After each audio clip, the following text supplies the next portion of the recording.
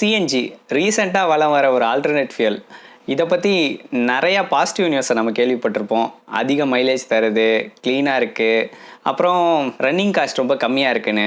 So இந்த வீடியோவில் நம்ம சிஎன்ஜி யூஸ் பண்ணலாமா, அதனால நம்ம பெர்ஃபார்மன்ஸ்லேயும் இன்ஜின் லைஃப்லேயும் எஃபெக்ட்ஸ் இருக்கா அப்படின்றத பற்றி தெளிவாக பார்க்கலாம்.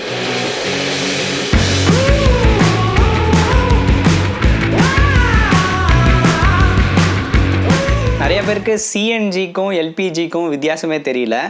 சிஎன்ஜின்றது வந்து பார்த்திங்கன்னா கம்ப்ரஸ்ட் நேச்சுரல் கேஸ். மீத்தேனை அதோட 1% வால்யூம்க்கு கம்ப்ரஸ் பண்ணுற மாதிரி தான். ஸோ வழக்கம் போல் அட்வான்டேஜஸ்லேருந்து ஆரம்பிப்போம். ஃபஸ்ட்டு நீங்கள் சிஎன்ஜி போகிறனால வர அட்வான்டேஜ் வந்து பார்த்திங்கன்னா, இது வந்து லெஸ் பொல்யூட்டிங் ஃபியூல்.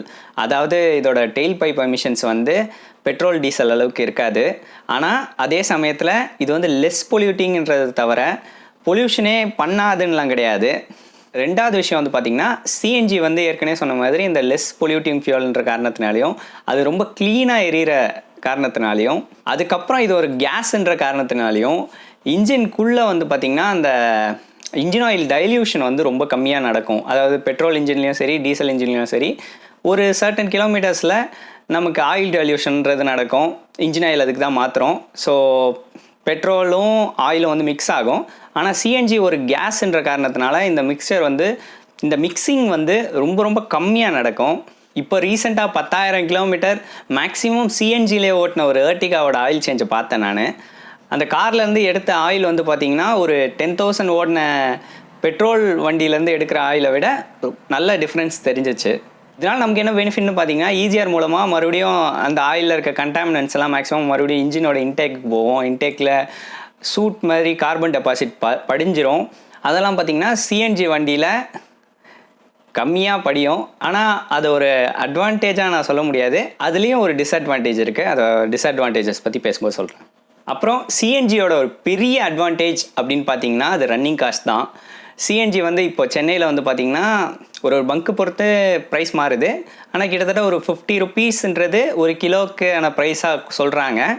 ஸோ இன்றைக்கி ஒரு கார் லான்ச் ஆச்சு, டியாகோவோட சிஎன்ஜி வெர்ஷனோட மைலேஜ் அவங்க கிளைம் பண்ணுறது வந்து பார்த்திங்கன்னா ஒரு கேஜிக்கு 27 கிலோமீட்டர்ஸ். ஸோ இந்த மைலேஜையும் இந்த காஸ்ட்டையும் ஒரு கேஜிக்கான காஸ்ட்டையும் கம்பேர் பண்ணும்போது ஒரு 1000 கிலோமீட்டர் சிஎன்ஜி வெஹிக்கிளில் ரன் பண்ணுறதுக்கு எவ்வளோ காஸ்ட் ஆகுதுன்னா 1860 அந்த ரேஞ்சில் வரும் அவங்க கிளைம் பண்ண மைலேஜ் பொறுத்து.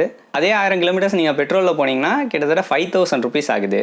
ஸோ அது வந்து பார்த்திங்கன்னா ரன்னிங் காஸ்ட்டில் பெரிய சேவிங்ஸ் தான் சிஎன்ஜி பொறுத்த வரைக்கும். சரி, இப்போ டிஸ்அட்வான்டேஜஸ் ஒரு எந்தூசியாஸ்டிக் பாயிண்ட் ஆஃப் வியூவிலேருந்து ஆரம்பிப்போமே. ஃபஸ்ட்டு வந்து சிஎன்ஜியோட பவர் அவுட்புட் வந்து பெட்ரோல் அளவுக்கு 100% இருக்காது. நீங்கள் வந்து நிறைய மேனுஃபேக்சரர்ஸோட ப்ரௌச்சர்ஸ்லேயே பார்க்கலாம். பெட்ரோலுக்கு அவங்க ரேட் பண்ணுற டார்க்கை விட சிஎன்ஜிக்கு வந்து பார்த்திங்கன்னா 10% கம்மியாக இருக்கும். ஸோ நீங்கள் சிஎன்ஜி போட்டு ஓட்டும் போதெல்லாம் நீங்கள் கம்மியான பார் உள்ள ஒரு வண்டியை ஓட்டுற மாதிரி தான் அது கணக்கு. நான் சொல்கிறதுல நம்பிக்கை இல்லைன்னா ஷேர் ஆட்டோ ஓட்டுற நம்ம அண்ணங்கிட்ட கேட்டு பாருங்கள். செகண்ட் விஷயம், நீங்கள் சிஎன்ஜி பொறுத்த வரைக்கும் நீங்கள் எந்த ஒரு ஆஃப்டர் மார்க்கெட் கிட்டு அதுக்கப்புறம் வருவோம். அப்புறம் மேனுஃபேக்சரர் அவங்க கிளைம் பண்ணுறது என்ன பார்த்திங்கன்னா மைலேஜ் வந்து இம்ப்ரூவ் ஆகும் அப்படின்றது ஒரு இன்டைரக்ட் கிளைமாக அவங்க பண்ணுறாங்க. சில பேர் டைரெக்டாக கூட கிளைம் பண்ணுறாங்க. ஆனால் உண்மையிலேயே நீங்கள் சிஎன்ஜி போட்டால் மைலேஜ் வந்து ட்ராப் தான் ஆகும். ஒரு கேஜிக்கு சிஎன்ஜி தர மைலேஜையும் ஒரு லிட்டருக்கு பெட்ரோல் தர மைலேஜையும் கம்பேர் பண்ணோன்னா நம்மளை விட முட்டாள் யாருமே இருக்க மாட்டாங்க. ஒரு கிலோ சிஎன்ஜி வந்து பார்த்திங்கன்னா நம்ம கவர்மெண்ட் வெப்சைட் படி அவங்க எப்படி மாஸ் டு வால்யூம் கன்வெர்ட் பண்ணுறாங்கன்றது எனக்கு தெரியல. என்ன டென்சிட்டி யூஸ் பண்ணுறாங்கன்றது எனக்கு கரெக்டாக ஐடியா இல்லை. ஆனால் அவங்க கிளைம் பண்ணுறது வந்து பார்த்திங்கன்னா ஒரு கேஜி சிஎன்ஜி வந்து ஆல்மோஸ்ட் 1.4 லிட்டர்ஸ் பெட்ரோலுக்கு சமம் அப்படின்றது தான் அளவு வச்சு பார்க்கும்போது. ஸோ நீங்கள் 1 கேஜி சிஎன்ஜி போடுறீங்கன்னா 1.4 லிட்டர்ஸ் போடுறீங்கன்றது அளவு மட்டும் வச்சுக்கோங்க ஒரு கம்பேரிசனுக்கு. மறுபடியும் இந்த டியாகோ கதைக்கு வருவோம். ஸோ டியாகோ வந்து பார்த்திங்கன்னா பெட்ரோலில் 20 கிலோமீட்டர்ஸ் பர் லிட்டர், சிஎன்ஜியில் 27 கிலோமீட்டர்ஸ் பர் கேஜி. ஸோ இந்த கவர்மெண்ட் கணக்குப்படி இந்த 27 கிலோமீட்டர்ஸ் பர் கேஜியை கிலோமீட்டர்ஸ் பர் லிட்டராக மாற்றணும் அப்படின்னா சிஎன்ஜிக்கு 19 கிலோமீட்டர்ஸ் பர் லிட்டர் வருது. ஸோ இது வந்து பார்த்திங்கன்னா பெட்ரோலோட ஆல்மோஸ்ட் 1 kmpl கம்மி. இது வந்து எதனால் அப்படின்னு பார்த்தீங்கன்னா ஒரு லிட்டர் பெட்ரோலில் இருக்கிற எனர்ஜி வந்து ஒரு லிட்டர் சிஎன்ஜியில் இல்லை. சிஎன்ஜியோட வால்யூமெட்ரிக் எனர்ஜி டென்சிட்டி வந்து பார்த்திங்கன்னா பெட்ரோலை விட கம்மி. ஸோ இதனால் டெக்னிக்கலாக என்னென்னு பார்த்தீங்கன்னா மைலேஜுக்கு பின்னாடி ஒரு முக்கியமான நம்பர் இருக்குது, பிஎஸ்எஃப்சி அப்படின்றது தான். இந்த பிரேக் ஸ்பெசிஃபிக் ஃபியூல் கன்சப்ஷன் வந்து பார்த்திங்கன்னா பெட்ரோல் கம்மியாக இருக்கும், சிஎன்ஜிக்கு அதிகமாக இருக்கும். அது என்னென்னா ஒரு ஹார்ஸ் பவர் நீங்கள் வண்டி இழுக்கிறதுக்கு தேவைப்படுற பெட்ரோல் வந்து சிஎன்ஜியை விட கம்மி. அண்ட் இந்த பெரிய டேங்க் சிஎன்ஜி டேங்க் இழுக்கிறனால இன்னொரு ப்ராப்ளம் என்னென்னு பார்த்தீங்கன்னா அந்த டேங்க்கை வந்து நம்ம எப்போவுமே இழுக்கணும். அதனால் சஸ்பென்ஷன், வீல் பேரிங்ஸ் எல்லாமே அந்த லோடை தாங்குது. அதுக்காக மேனுஃபேக்சரர் டியூன் பண்ணாலும் ஒரு ஹெவியான வெயிட்டை நம்ம தூக்கிட்டு சுற்றுறோம், அதுதான் உண்மை. சிஎன்ஜி வந்து உங்கள் இன்ஜினோட மைலேஜை 1% கூட இன்க்ரீஸ் பண்ணல, டிக்ரீஸ் தான் பண்ணுது. ஆனால் சிஎன்ஜி ப்ரைஸ் வந்து உங்களுக்கு கம்மியாக இருக்கிறனால உங்களுக்கு ரன்னிங் காஸ்ட் வந்து கம்மியாக இருக்குது. 1 லிட்டர் பெட்ரோலையும் 1 kg சிஎன்ஜியும் கம்பேர் பண்ணுறத தயவு செஞ்சு நிப்பாட்டுங்க. அப்புறம் நமக்கு சிஎன்ஜி கிட்லாம் பார்த்திங்கன்னா ஆஃப்டர் மார்க்கெட்டாக ரெட்ரோஃபிட் பண்ணுறாங்க. எக்காரணத்து கொண்டும் அந்த தப்பை மட்டும் உங்கள் வண்டியில் கண்டிப்பாக பண்ணாதீங்க. ஏன்னா ஒரு வண்டிக்கு ஃபியூலிங் கேலிப்ரேஷன் பண்ணுறது வந்து அவ்வளோ ஈஸியான வேலை கிடையாது. 1 வருஷத்துலேருந்து 1.5 வருஷம் ஒரு பெரிய R&D டீமே ஒரு வண்டிக்கு ஒர்க் பண்ணுவாங்க. உங்கள் வண்டியோட பிரெயினே அதுதான். எப்போ எவ்வளோ ஃபியூல் பண்ணணும், எப்போ டைம் பண்ணணும், எல்லாமே அதுதான் பண்ணுது. ஆனால் நீங்கள் அவ்வளோ செலவு பண்ணி வாங்குகிற உங்கள் வண்டியில் வந்து ஈஸியாக இன்னொரு ECU, அவன் நினைக்கிற டைமிங், அவன் நினைக்கிற ஃபியூலிங் வந்து ரன் பண்ண விட்றீங்க. அது வந்து ரொம்ப ரொம்ப ஒரு தப்பான விஷயம். உங்கள் வண்டி ஸ்டார்ட் ஆகும், ரன் ஆகும், ஆனால் உங்கள் ECUக்கும் அந்த ECUக்கும் சம்மந்தமே இருக்காது. அப்புறம் ப்ராப்பராக உங்கள் வண்டிக்கு ஏற்ற ஃபியூலிங் வந்து அவங்க தராங்களா, அந்த இக்னிஷன் மேப்ஸ் எல்லாம் அவங்க ப்ரொவைட் பண்ணுறாங்கன்றத நீங்கள் எப்படி உங்களுக்கு கண்டிப்பாக தெரியாது. அது வந்து ஃபியூலிங் ப்ராப்பராக பண்ணல அப்படின்னா உடனே உங்களுக்கு எஃபெக்ட் காட்டாது, அது ஒரு லாங் டேர்மில் உங்களுக்கு எஃபெக்ட் ஆகும். ஸோ இந்த மாதிரி ஆஃப்டர் மார்க்கெட் கிட்ஸை வந்து தயவு செஞ்சு அவாய்ட் பண்ணுங்கள். நல்ல வேலை சிஎன்ஜிக்கு வந்து பார்த்திங்கன்னா ஆக்டேன் ரேட்டிங் ரொம்ப அதிகம். ஸோ 100க்கு மேலே இருக்குது. இல்லைனா சிஎன்ஜி ரெட்ரோஃபிட் பண்ணுறவங்கலாம் எத்தனையோ வண்டியை வெடிக்க வச்சுருப்பாங்க.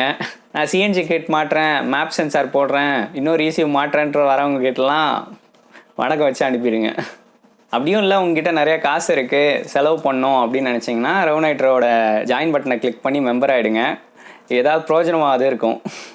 சப்போஸ் இல்லை அந்த கிட் வந்து ரொம்ப ரெப்யூட்டடான மேனுஃபேக்சரர் கிட்டேருந்து வருது, அவங்க அந்த வண்டி வந்து லடாக் வரைக்கும் டெஸ்ட் பண்ணாங்க, என் கண்ணு முன்னாடியே டைனோ டெஸ்ட் பண்ணாங்க, அவ்வளோ அவங்க மேப்ஸ் எல்லாம் அவ்வளோ என் வண்டிக்கு அவங்க கொடுக்குற மேப்ஸ் வந்து அவ்வளோ நல்லா இருக்குது அப்படின்னு நினச்சிங்கன்னா அவங்க பர்ஃபெக்டாக டியூன் பண்ண அந்த மேப்ஸ்லேயும் பிரச்சனை இருக்குது. ஏன்னா பெட்ரோல் வந்து பார்த்திங்கன்னா ஒரு லிக்விட் நமக்கு எல்லாருக்குமே தெரியும். ஆனால் பெட்ரோல் வந்து சிலிண்டருக்குள்ளே எரியும் போது அது வந்து வேப்பரைஸ் ஆகி தான் எரியும். ஸோ அந்த சேஞ்ச் ஆஃப் ஸ்டேட்டில் என்ன நடக்குதுன்னா அந்த பெட்ரோல் வந்து ஒரு ஹீட்டை அப்சர்வ் பண்ணி தான் வேப்பர் ஆகுது. ஸோ இப்போ நம்ம ஒரு சூடாக இருக்க ஒரு பாத்திரத்து மேலே தண்ணி தெளித்தோன்னா அது வேப்பர் ஆகும்போது அந்த பாத்திரத்துலேருந்து கொஞ்சம் ஹீட்டை எடுத்துக்குது இல்லையா? ஸோ அந்த மாதிரி தான் கண்டினியூஸாக ஹை RPMஸில் ரன் பண்ணும்போது நம்ம வண்டிங்க என்ன தான் லிக்விட் கூல்டாக இருந்தாலும் பேசிக்காக அந்த சிலிண்டருக்குள்ளே அந்த முக்கியமான கூலிங் வேலையை பண்ணுறது வந்து பார்த்திங்கன்னா பெட்ரோல் தான். அந்த இன்ஜினில் தேவைப்படுறதை விட எக்ஸ்ட்ராவாக பெட்ரோலை வந்து கொஞ்சம் ஒரு சர்டன் அமௌண்ட் அனுப்பி ஸோ அதை வச்சு அது வேப்பர் ஆகிறது மூலமாக அந்த இன்ஜினில் இருக்க ஹீட்டை வந்து கம்மி பண்ணுவாங்க. ஆனால் சிஎன்ஜி பொறுத்த வரைக்கும் அந்த ஆப்ஷனே நமக்கு கிடையாது. ஏன்னா சிஎன்ஜி ஏற்கனவே வந்து ஒரு கேஸாக தான் இருக்குது. ஸோ பெட்ரோல் வந்து அந்த லேட்டன்ட் ஹீட் ஆஃப் வேப்பரைசேஷன், அதாவது அந்த இன்ஜின்குள்ளே ஆவியாக மாறுறதுக்கு எடுத்துக்கிற ஹீட் வந்து சிஎன்ஜி எடுத்துக்காது. இன்ஜின்குள்ளே இருக்க ஹீட் ட்ரான்ஸ்ஃபர் இமீடியட்டாக நடக்கிற இடம், அந்த வால்வ்ஸு, ஸ்பார்க் ப்ளக்கு, இதெல்லாம் வந்து பார்த்திங்கன்னா அந்த வால்வ் சீட்டு இதெல்லாம் வந்து பார்த்திங்கன்னா சிஎன்ஜி வண்டிங்களில் ரொம்ப ஹாட்டாக ரன் ஆகும். வேர் அண்ட் டேர் வந்து ரொம்ப அதிகமாக இருக்கும். அப்புறம் நீங்கள் நல்லா நோட்டீஸ் பண்ணியிருப்பீங்க, வண்டியே கொஞ்சம் ரஃப்பாக ரன் ஆகிறதுக்கெலாம் வாய்ப்பு இருக்குது. குறிப்பாக இந்த எஃபெக்ட் வந்து பார்த்திங்கன்னா ஹை RPMஸில் ஒரு செகண்டுக்கு இத்தனை கம்பஷன்ஸ் நடக்குது அப்படின்றது போது பெட்ரோல் அப்சர்வ் பண்ணுற ஹீட்டு வந்து சிஎன்ஜியால் ஒன்றுமே பண்ண முடியாது. இதனால் வந்து பார்த்திங்கன்னா மாருதியோட SCNG மாடல்ஸ் வந்து பார்த்திங்கன்னா அவங்க வால்வ் சீட்டெல்லாம் வந்து கொஞ்சம் வேறு மெட்டீரியலை பண்ணி ஸ்ட்ராங்காக பண்ணியிருக்கதா சொல்லியிருக்காங்க. ஆனாலும் என்னையை கேட்டிங்கன்னா 1 lakh கிலோமீட்டர் சிஎன்ஜிலே ஓடுது, நல்லா ஓடுதுன்னா இது வந்து பில்டை பொறுத்து நான் நம்பர் சொல்லக்கூடாது, தப்பு தான். ஆனால் என்னை பொறுத்த வரைக்கும் ஒரு 1.2 வரைக்கும் பெட்ரோல்லே ஓட்டும் போது ஓடுறதுக்கான வாய்ப்புகள் வந்து ரொம்ப அதிகம். மெயினாக பார்த்திங்கன்னா அந்த ஹீட்டு உள்ள அந்த இன்ஜின்குள்ளே இருக்கிற அந்த ஹீட்டு வந்து வேர் அண்ட் டேர் வந்து கம்மியாக இருக்கும். அப்புறம் சிஎன்ஜி வந்து அந்த ஈஜிஆர் வால்வு வழியாக அவ்வளோ அழுக்கு இழுக்காதுன்னு சொன்னேன்ல, அது வந்து பார்த்திங்கன்னா அதில் இன்னொன்று இருக்குது. எப்படி இருந்தாலும் ஒரு ஒரு ஸ்டேஜில் ஆயில் வந்து டைல்யூட் ஆகும், சிஎன்ஜியாக இருந்தாலுமே அதுதான் உண்மை. ஸோ அந்த நடக்கும்போது அது நடந்துருச்சு, பொறுமையாக நடக்குது அப்படின்னா பெட்ரோல், நான் டைரக்ட் இன்ஜெக்ஷன் வண்டியை விட்டுருங்க, மேனிஃபோல்டு இன்ஜெக்ஷன் இருக்கிற வண்டி நம்ம பார்க்குற நிறையா வண்டிகள் வந்து பார்த்திங்கன்னா டைரக்ட் இன்ஜெக்ஷன் கிடையாது, மேனிஃபோல்டு இன்ஜெக்ஷன் தான். மேனிஃபோல்டு இன்ஜெக்ஷனில் இருக்க பெட்ரோல் வண்டிங்க வந்து பார்த்திங்கன்னா அந்த இன்டேக் வால்வு அந்த மேனிஃபோல்டே வந்து பார்த்திங்கன்னா கொஞ்சம் க்ளீனாக வச்சுக்கும். ஏன்னா பெட்ரோல் வந்து ஒரு எப்படி சொல்கிறது, நல்ல ஒரு டீக்ரீசர்னே சொல்லலாம், நல்லா அந்த அழுக்கெல்லாம் ரிமூவ் பண்ணும். ஸோ மேனிஃபோல்டில் கார்பன் டெபாசிட் ஆகிறது உங்களுக்கு வந்து பெரிய இஷ்யூவாக இருக்காது பெட்ரோலில் ஓட்டும் போது. இல்லை பெட்ரோலையும் சிஎன்ஜியும் மாற்றி மாற்றி ஓட்டும் போது கூட உங்களுக்கு பெரிய இஷ்யூவாக இருக்காது. ஆனால் நீங்கள் சப்போஸ் சிஎன்ஜிலேயே ஓட்டுறீங்க, ரொம்ப கிலோமீட்டர்ஸ் ஓட்டுறீங்க, பெட்ரோல் வந்து எப்போயாவது ஸ்டார்டிங்க்கு இல்லை அந்த மாதிரி யூஸ் பண்ணுறீங்கன்னா உங்களுக்கு வந்து அந்த மேனிஃபோல்டு இன்டேக் மேனிஃபோல்டு ஃபுல்லாக வந்து பார்த்திங்கன்னா கார்பன் பில்டப் வந்துடும். சிஎன்ஜி வந்து அந்தளவுக்கு அதை க்ளீன் பண்ணாது, பெட்ரோல் அளவுக்கு அதை க்ளீன் பண்ணாது கண்டிப்பாக. அப்புறம் உங்களுக்கு 4 சிலிண்டர் இருக்குன்னா 8 இன்ஜெக்டர் வரும். ஏன்னா சிஎன்ஜி வந்து பெட்ரோலோட ஃபியூல் சிஸ்டம் வேறு, சிஎன்ஜியோட ஃபியூல் சிஸ்டம் வேறுன்ற மாதிரி தான் பிரித்து வச்சுருப்பாங்க. சில வண்டிங்க மாருதியிலலாம் கூட பார்த்திங்கன்னா 2 ECU வரும். பாஸ்ட்டை கொடுத்தா ஒன்று மாட்டி விட போகிறான். அவங்க ஏன் அது வேண்டாம், அதை பற்றி அந்த டாப்பிக்கில் போக வேண்டாம். ஆனால் டியாகோ பரவாயில்ல. டாட்டா வந்து பார்த்திங்கன்னா சிங்கிள் ECUலே 2 ஃபியூல் இன்ஜெக்டர் வந்து 2த்துக்கான ஃபியூல் இன்ஜெக்டர், அதாவது 6 ஃபியூல் இன்ஜெக்டரையும் கோட் பண்ணியிருக்காங்க. ரெண்டாவது அந்த ஸ்விட்ச் பண்ணுறது எல்லா வேலையும், மேப்பும் ஸ்விட்ச் பண்ணுறது எல்லாமே அந்த ECUவே பார்த்துக்குது. ஸோ அந்த டிசைன் வந்து கொஞ்சம் பெட்ரு தான்.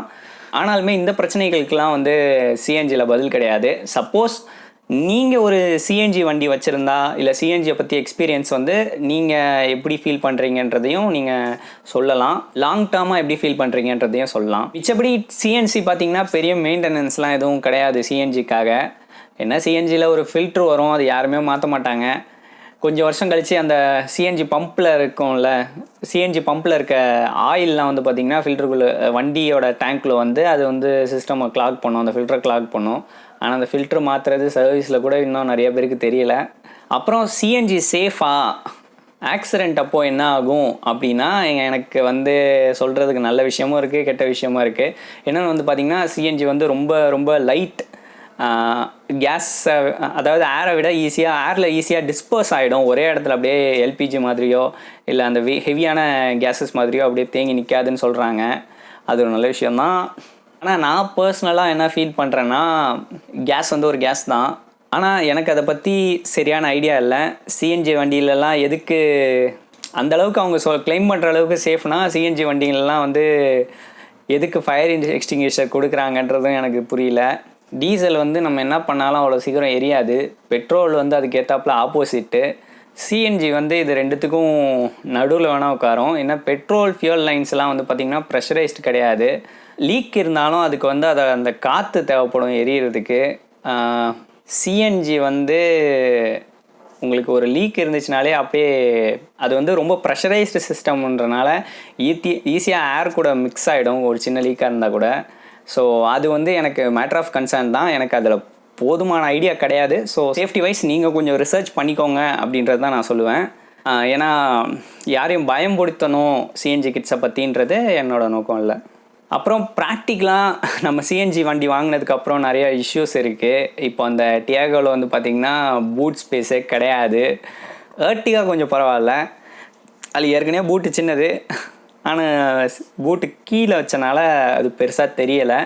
ஆனாலுமே இவ்வளோ இஷ்யூஸ் இருக்குது. சிஎன்ஜி வந்து அல்டிமேட்டாக உங்கள் வண்டிக்கு வந்து ஒரு பெட்ரோல் அளவுக்கு அதோட லைஃப்பை எக்ஸ்டெண்ட் பண்ண போகிறதில்ல, பெட்ரோல் அளவுக்கு உங்களுக்கு பெர்ஃபார்மன்ஸ் வர போகிறதில்ல. இது மட்டும் இல்லாமல் இன்னொரு முக்கியமான விஷயம், சிஎன்ஜியோட ரன்னிங் காஸ்ட்டை பற்றி நான் முன்னாடி சொன்னேன்ல, பெட்ரோல் வண்டியை விட சிஎன்ஜி வண்டி வந்து பார்த்திங்கன்னா எக்ஸாக்ட் மாடல்ஸ் வந்து நான் பார்த்த வரைக்கும் ஆல்மோஸ்ட் ஒரு 80,000 அதிகமாக இருக்குது. அந்த 80,000 ருபீஸ்க்கு நீங்கள் ஃபியூல் போடுறீங்க. சப்போஸ் நீங்கள் டியாகோவிலேயே ஒரு பெட்ரோல் வண்டி வாங்கி 80,000 ரூபாய்க்கு பெட்ரோல் போடுறீங்கன்னா அதுலேயே வந்து பார்த்திங்கன்னா உங்களுக்கு அரௌண்ட் 16,000 கிலோமீட்டர்ஸ் ரன் பண்ணலாம். ஸோ அதையும் நீங்கள் கன்சிடர் பண்ணணும். நீங்கள் சிஎன்ஜி வாங்கி அதில் ரிட்டர்ன்ஸ் எடுக்கிறதுக்கே டைம் ஆகும். அல்டிமேட்டாக நான் என்ன சொல்கிறேன்னா, உங்களுக்கு ரன்னிங் அதிகமாக இருக்குது, எனக்கு பக்கத்துலேயே சிஎன்ஜி பம்ப்ஸ் இருக்குது, நான் ஷேர் ஆட்டோ மத்தியில் போய் வெயிட் பண்ணுறேன், பரவாயில்ல எனக்கு ரன்னிங் காஸ்ட் கம்மியாகணும்னா நீங்கள் சிஎன்ஜி போகலாம். மெயினாக சிட்டி கம்யூட்ஸ்க்கு ஓட்டுவேன், ரொம்ப லாங்கெலாம் போக மாட்டேன், சிஎன்ஜி கிடைக்காத இடத்துக்கு போக மாட்டேன்னா நீங்கள் சிஎன்ஜி தாராளமாக போகலாம். மெயினாக அந்த காஸ்ட் பெனிஃபிட்ஸ் வந்து உங்களுக்கு கிடைக்கும். ஆனால் என்னை கேட்டிங்கன்னா நான் வந்து பெட்ரோல் தான் இன்னும் யூஸ் பண்ணுவேன். எனக்கு அந்த என்னோடய இன்ஜின் லைஃப் அதிகமாக இருக்குது, நான் இன்னும் சீக்கிரமாக இன்ஜின் பிரிக்க தேவையில்லைன்றதெல்லாம் வந்து எனக்கு ஒரு நல்ல விஷயந்தான். ஆப்வியஸாக உங்களோட டிசிஷன் தான் இது. சிஎன்ஜி ஒரு நல்ல ஃபியூல் தான். இவங்க ஏன் பை ஃபியூல்ஸாக யூஸ் பண்ண மாட்டுறாங்க அப்படின்றது தான் எனக்கு வந்து ஒரு புரிய மாட்டேங்குது. ஏன்னா சிஎன்ஜிக்கு ஒரு செட் ஆஃப் குட்னஸ் இருக்குது, பெட்ரோலுக்கும் ஒரு செட் ஆஃப் குட்னஸ் இருக்குது. ரெண்டுத்தையும் ஒரு பை ஃபியூலாக யூஸ் பண்ணால் சைமல்டேனியஸ்லி யூஸ் பண்ணுற ஒரு பேப்பர்ஸ்லாம் நிறையா இருக்குது. 2004 பேப்பர்ஸ்லாம் நான் பார்த்துருக்கேன். ஆனால் அது ஏன் இன்னும் ப்ராக்டிக்கலாக யாரும் யூஸ் பண்ணலான்னு தான் தெரியல. உங்களுக்கு ஆக்டேன் ரேட்டிங்கும் அதிகமாகுது, க்ளீனாகவும் ரன் ஆகுது. ரெண்டுத்தையும் கம்பைன் பண்ணும்போது உங்களுக்கு ஒரு பெட்டர் இன்ஜின் தானே கிடைக்கிது. ஸோ அது ஏன் பண்ண மாட்டுறாங்கன்னு தெரியல. அதில் இன்னும் R&D நிறையா பேர் பண்ணால் நல்லாயிருக்கும். ஸோ இதுதான் வந்து பார்த்திங்கன்னா என்னோடய டேக் சிஎன்ஜி பெட்ரோலில். தயவு செஞ்சு உங்களுக்கு தெரிஞ்சவங்க யாராவது பெட்ரோல் வண்டிங்களில் சிஎன்ஜி கிட் மாட்டுறேன் அப்படின்ற ஐடியாவில் இருந்தாங்கன்னா அவங்களுக்கு கொஞ்சம் புத்தி சொல்லி தருத்துங்க. ஸோ நீங்கள் எப்படி சிஎன்ஜியை பற்றி நினைக்கிறீங்க? இது ஃப்யூச்சர் ஃபியூலாக வருமா, இல்லை ஒரு 10 வருஷத்துக்கு முன்னாடி எல்லா வண்டியிலையும் எல்பிஜின்னு ப்ரொமோட் பண்ணி அந்த எல்பிஜி வண்டிங்கெலாம் காணாமல் போச்சு, அந்த மாதிரி சிஎன்ஜியும் மாறிடுமான்றதை எனக்கு தெரியப்படுத்துங்க. அப்புறம் சிஎன்ஜியோட இன்ஜின் லைஃப், அப்புறம் சிஎன்ஜியோட உங்களோட அனுபவங்கள் ஏதாவது இருந்தாலும் நீங்கள் தாராளமாக ஷேர் பண்ணலாம். It's Daniel signing off from rev nitro. Thank you.